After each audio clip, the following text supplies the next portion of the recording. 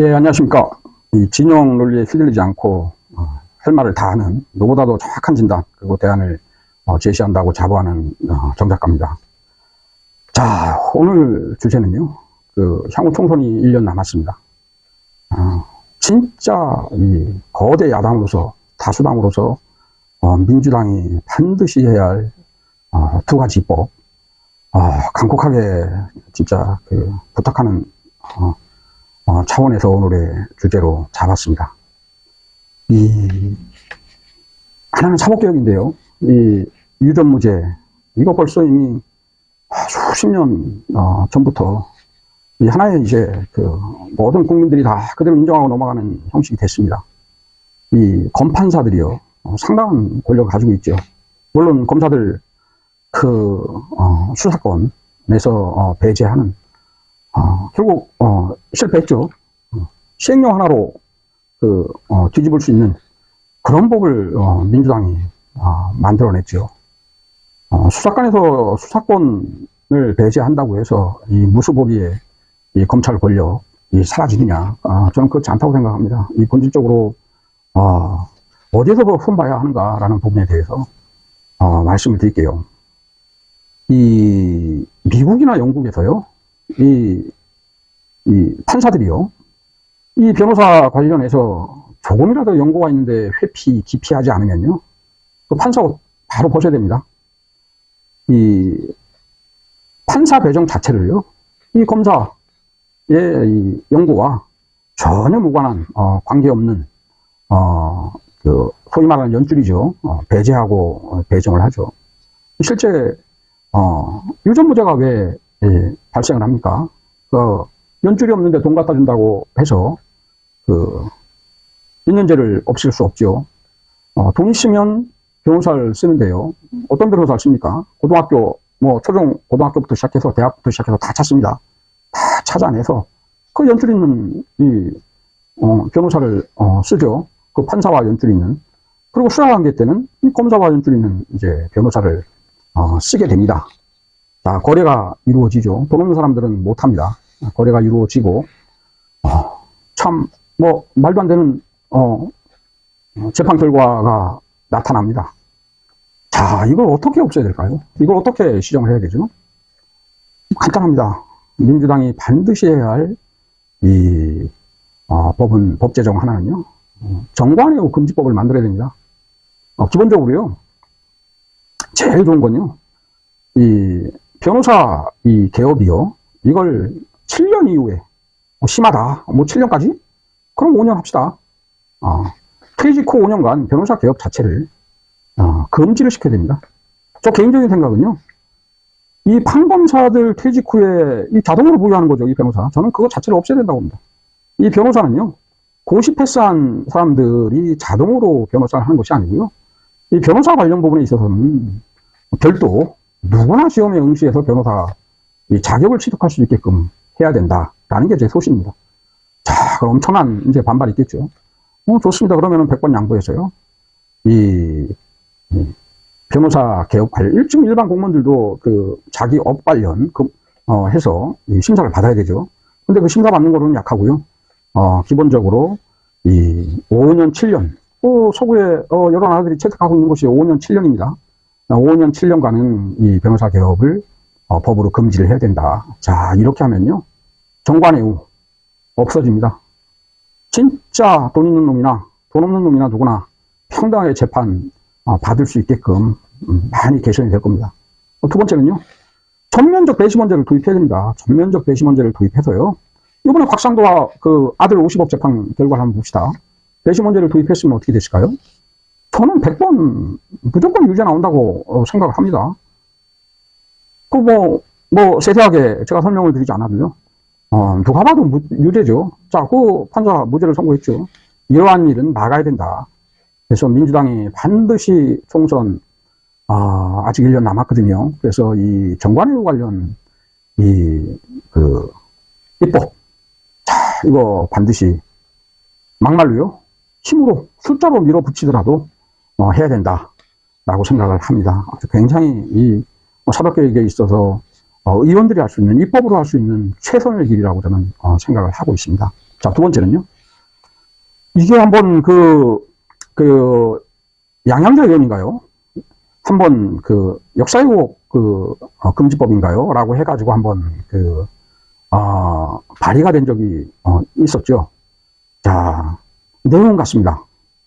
아직도 광주 항쟁을 폭도들의 폭동이다. 라고 주장하는 사람이 있고요.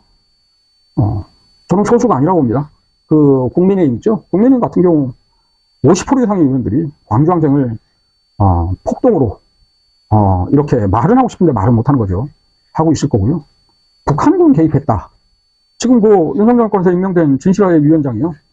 오히려 인권유린과 그리고 역사를 바르게 좀 정리해서 이 화합으로 가자는 얘기죠. 통합으로 가자는 얘기고, 반성할 건 반성하고, 반성을 하기 위해서는 진실을 정확하게 규명해야 반성이 되겠죠. 이 위치에 있는 분이 하신 말씀이 아직도 자기는 북한군이 개입했다라고 이제 본다는 얘기예요. 이 왜 이런 주장들을 하시는지 아십니까? 빨갱이들의 폭동이다. 그들이 광주 시민들이 바보입니까? 이 빨갱이 선동에 의해서 부안해동에서 항쟁을 일으켰다. 이 논리의 배후에는요, 전두환의 구테타는 정당한 것이다. 정당한 구테타고 정당한 정권에 대해서 이 소위 빨갱이들, 불순부자들이 개입해가지고 폭동을 일으켰다. 이런 논리가 숨어 있는 거예요. 자, 이거 그대로 둘 수 있습니까? 그대로 둘 수 없죠. 여러분, 이 호남은요, 이 여타 지역에 이 살고 계신 분들은 호남에 미안한 마음이 있어야 됩니다. 제가 한 가지, 왜 이게 친일 매국노들의 농간이냐면요. 저는 지금도 빨갱이 소굴이다, 빨갱이가 북한군이 개입했다, 폭동이다라고 주장하는 사람들은 저는 100% 친일 매국노 집단, 친일 매국노라고 판단을 해요. 그 근거를 제가 간단히 말씀을 드릴게요. 얼마나 똑같은 논리냐면요. 이 1909년에 1907년 됐죠. 우리나라 조선의 군대가 강제 해산되고 전국적인 정리의병이라고 합니다. 이 전국적인 거병이 있었습니다. 일본 군에 의해서 이제 무자비하게 진압이 됐는데요. 자, 얘들은 차근차근 강제병합을 위한 준비를 한 것이죠. 바로 10년의 강제병합을 앞두고, 저 호남을 치지 않으면 이 강제병합에 문제가 있다라고 일본은 판단합니다. 당시 의병 숫자가요, 1909년 그 당시에는요, 전국 의병의 50% 이상이 이 호남에 있었고요. 교전 횟수 역시 50% 이상이 호남 지역에서 있었습니다. 1894년 잘하셔 동학 농민들 전쟁, 그것도 물론 일본군에 의해서 무참하게 대사륙전이 일어났죠. 참변이 있었고요.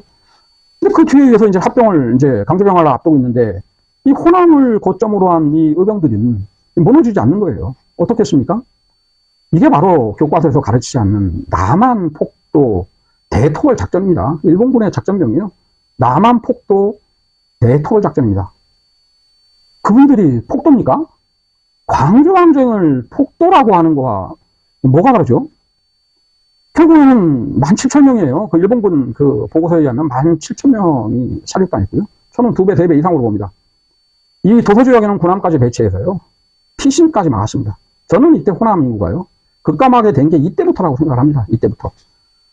이 토끼몰이식으로 해서 완전히 전라남도죠. 이 전라남도를 포기하고요. 이 마을 하나를 초토화시키고요. 불 지르고요. 한번 생각해 보십시오. 한 일개 도에서요. 17,000명, 저들 입으로 한 게 17,000명입니다. 저는 4만, 5만으로 봅니다. 체포자만 그 당시 4,500명이고요. 기본적으로 이런 토끼몰이식 사륙에 실제로 현진들은요, 전라남도 하기 위해서 발버둥을 쳤을 거라고 저는 생각을 하고요. 그 이후로 호남 인구들은 상당히 급감했을 것이라고 제 판단은, 그렇습니다. 참 통안의 호남입니다.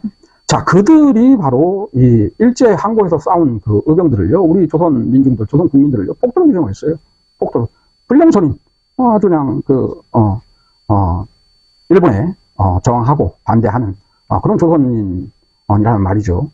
광주항쟁을 똑같이 폭도하고 하는 사람들은요, 어떻게 광주항쟁에 참여한 광주 시민들이 폭도입니까? 전두환의 불법적인 군사구태타에 저항하고 민주정부를 수립하자라고 하는 광주 시민들을 폭도라고 하는 거와 당시에 전라남도의 의병들을요, 폭도라고 해서 폭도로 규정짓고 대토벌 작전에 나서 이 사륙전을 펼친 일본과 그 무슨 어떤 차이가 있죠?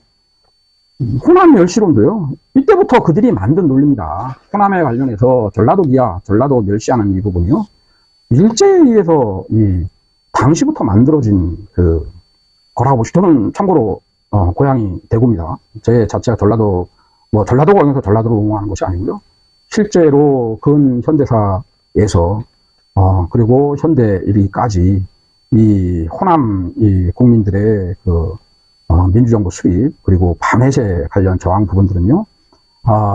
오늘날 우리나라가 이렇게 그나마 이렇게 살고 편안하게 살고 또 민주정부를 수립하고 할 말을 하는 시대 이런 시대를 만드는데 상당히 그 값진 역할을 했다. 저는 개인적으로 빚졌다고 생각합니다. 빚졌다고 생각을 하고요. 이 호남 멸시론 그리고 이 광주항쟁에 대한 이 폭도 북한군 개입 이 시각은 이 전면적인 일제의 그 시각과 똑같다. 친일매국노를 그 구별하는 가장 간단한 방법이요. 광주항쟁에 북한군이 개입했고 폭동이다라고 주장하는 사람은요. 100% 친일매국노입니다. 가장 이 매국노를 구별해내는 쉬운 방법이 바로 이 방법입니다. 말이 길어졌는데요. 첫 번째는 이 사법개혁 관련 부분이고요. 바로 지금 말씀드린 예를 든 겁니다. 이 두 번째는 이 역사개혁 관련해서 4.3도 하나 예가 되겠죠. 이 4.3 이 제주도민을 바보 천치로 취급하는 물론 자익도 있었겠죠. 자익도 포함이 돼 있었겠죠. 그럼 자익들 몇 명의 선동에 의해서 제주도민이 그럼 거국적인 저항을 했느냐? 절대 그렇게 볼 수 없죠. 그렇지만 그들은 몰아붙입니다. 자익들의 선동에 의한 공산당에 의한 밀란이다. 반란이다. 이런 식으로 지금도 표현하고 있는데요. 이미 노무현 정권 때 그 진상규명을 만들어서 일부 좌익 인사가 끼어 있긴 있었으나 이것은 공산당 좌익에 의한 그 선동에 의한 항쟁은 아니다라는 것이 분명히 밝혀졌고요. 그것에 의해서 4.3 항쟁을요 국가 공식 지정 기념식을 기념일로 지정을 하고 대통령이 참여하는 기념식이 됐죠. 그래서 이런 반론도 있어요. 이 역사교육 처벌법 하면 그럼 사상이나 양심의 자유 관련 부분에 있어서 제한하는 것이 아닌가라고 하는데요. 저는 그 논리에 대해서 전혀 반대합니다. 이를테면 문재인 대통령을 빨갱이라고 공산주의자라고 하는 사람들도 있어요. 자, 그거 법원에서 무죄 판결 났습니다. 그런 거는 억울하지만요. 참 있을 수 없는 일이지만은 그것이 통용되는 사회가 됐습니다. 그렇지만 나라와 민족을 위해서 희생 당하신 분들을 모욕하는 행위는요. 아주 강력한 법으로 처벌을 해야 저는 그분들의 넋을 기리는 것이고요.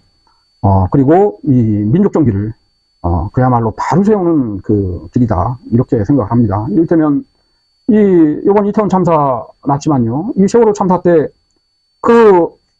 단식 농사하는 그 유가족 옆에서 폭식 투쟁하는 일베들이요.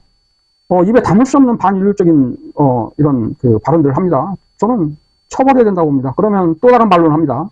사자 명예훼손죄가 지금 있지 않냐. 사자 명예훼손죄는 있죠. 그렇지만 제대로 처벌이 됩니까? 고작 해봤자 벌금 몇 푼에 끝나죠. 또 민사소송 제기해서 해결할 수 있다.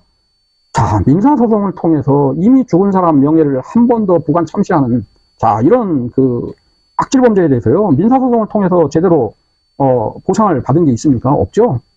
자, 그래서 반인륜적인 이런 역사 왜곡 관련 부분에 있어서는요. 자, 여러분 애초에 181석을 국민들이 모아줬죠. 자, 이 부분에 대해서는 민주당이 탈피하면 안 됩니다. 그래서 총선 대선 패배의 책임부터 시작해가 다 좋다 치자고요. 이제 총선 1년 남았습니다. 이제 민주당 심판 때에 올라서야죠. 자, 이 두 가지 법만큼은 제목이 어떻고 법 이름이 어떻든 취지 두 가지를 말씀드렸습니다. 하나는 유전무죄라는 말을 없애야 되고 이것은 동시에 검찰, 판사부터 시작해서 사법 권력에 대한 이 본질적인 견제에 해당되는 반드시 해야 할 일이다라는 것이고요. 이번 윤석열 정권의 친일 방일 관련 부분에 있어서도요. 자, 또 역사 왜곡이 지금 전면적으로 지금 윤석열 정권 들어서서 지금 진행되고 있죠. 자, 이거 자라나는 우리 세대들요. 그대로 보고 듣고 다 잘합니다. 반인륜적인 반민족적인 이런 매국행위 그리고 매국적 발언 관련 부분에 있어서는 반드시 처벌을 받는다라는 것을 분명히 보여줘야 됩니다. 자, 자, 그리고 1년 뒤에, 민주당이 어떤 그 성적표를 받을 수 있는지 지켜보겠습니다. 이상입니다. 감사합니다.